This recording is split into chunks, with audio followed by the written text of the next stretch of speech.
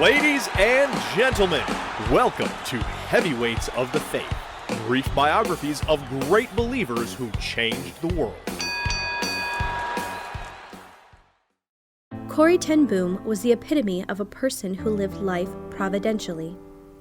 Arrested and imprisoned in Germany during World War II for hiding and aiding Jews, she encouraged others to never be afraid to trust an unknown future to a known God.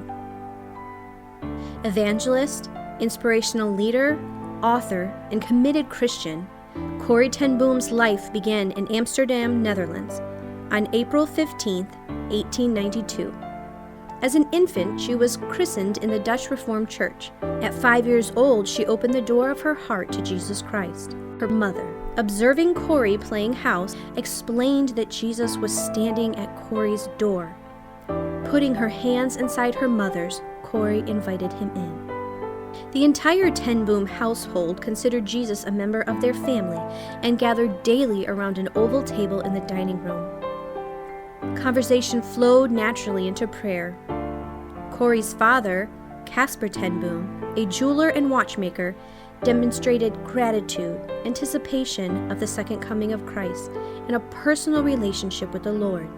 Corrie experienced heartache as a young woman when the man she thought she would marry followed his parents' wishes, announcing his engagement to a woman of wealth. Corrie's father encouraged her to ask God for another route for her love to travel. Corrie realized the Lord had other plans for her life, and she never married. Her belief in the sovereignty of God took root, and she began to grow in the knowledge of her faith. She loved to travel and attend Bible conferences.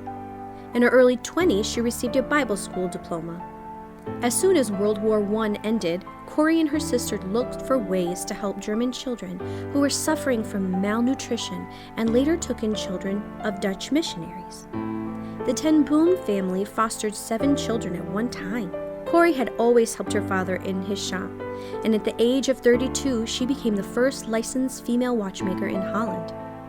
Reaching out to others, Corrie and her sister, Betsy, began a church walk club for teenage girls. Soon, other Harlem girls' clubs were formed. The purpose of the clubs was to teach the gospel along with fun activities such as gymnastics. Storytelling and using visuals were also a big factor. Club leaders were taught biblical principles and speaking skills, which foreshadowed Corrie's accomplishments as a dynamic speaker in her later years. During Hitler's reign in Germany, Corrie's family sheltered Jews, ultimately saving hundreds or more. They also secured coupons and false identity cards for Jewish refugees and helped people in the resistance movement. Both Corrie's father and her grandfather had instilled in her a love and respect for the Jewish people. For identification, Jews were required to wear a yellow star sewn on their clothing. Corrie's father chose to wear one as well, even though it put him at great risk. At the ten Boom home, beyond a false wall, a secret hiding place for 6 or 8 adults was constructed. Everyone in the household practiced drills in the event of Nazi search. Corrie used a special sign placed in the window to communicate with underground workers. One man whom they had helped betrayed them to the German police. The Jews in the hiding place were safe, but Corrie, her father, and Betsy were taken to the police station and subsequently to German prison. Their beloved father, Caspar ten Boom, died a few days later. 92,000 women died in Ravensbrück, a Nazi concentration camp, including Betsy. Corrie often referenced to Psalms 31, verse 15, which says, "My times are in your hand. Deliver me from the hands of my enemies, from those who pursue me." She was delivered from the concentration camp just before New Year's Day, 1945. She walked out a free woman, made her way back to Holland, and spent 10 days in a nursing home, only to discover that one of the nurses had been a former girls' club leader who was happy to care for her and nurse her back to health. Years later, Corrie learned that she had been discharged from Ravensbrück because of a clerical error. Every other female prisoner her age had been sent to the gas chamber just after her release. In 1945, Corrie ten Boom opened a rehabilitation home in Holland for prisoners of the concentration camps. The house donated for the service was a fulfillment of a prophetic dream Betsy had while in prison. In obedience to God's call after World War II, Corrie traveled to 64 countries sharing the love of Jesus and the message of forgiveness.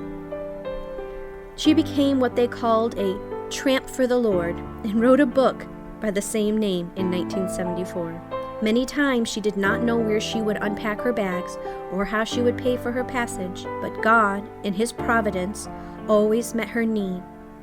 She lived a life surrendered to Him and experienced many miracles. She ministered to people who are traumatized by the war, recognizing the need for forgiveness in their healing because of her own experiences. At a church service, Corrie encountered a German guard from Ravensbrück, and, through the grace of God, she forgave him. She also wrote a letter of forgiveness to Jean Vogel, the man who betrayed her family to the Nazis. The incarcerated held a special place in her heart, so she created a film called One Way Door. In the film, she personally addressed individuals who were imprisoned, since she herself had experienced months of solitary confinement in a German prison. Corrie wrote many books. However, her most famous is The Hiding Place, written in 1971, in which she tells the story of the Ten Boom family's faith and courage during World War II, and her experiences in the inhumane concentration camps. In 1975, the movie The Hiding Place was released by Worldwide Pictures, an offshoot of the Billy Graham Evangelistic Association. Corrie died in 1983 at the age of 91 on her birthday. Her life had come full circle. Special thanks to Inspirational Christians for use of their written biographies. Please visit inspirationalchristians.org for more biographies and articles.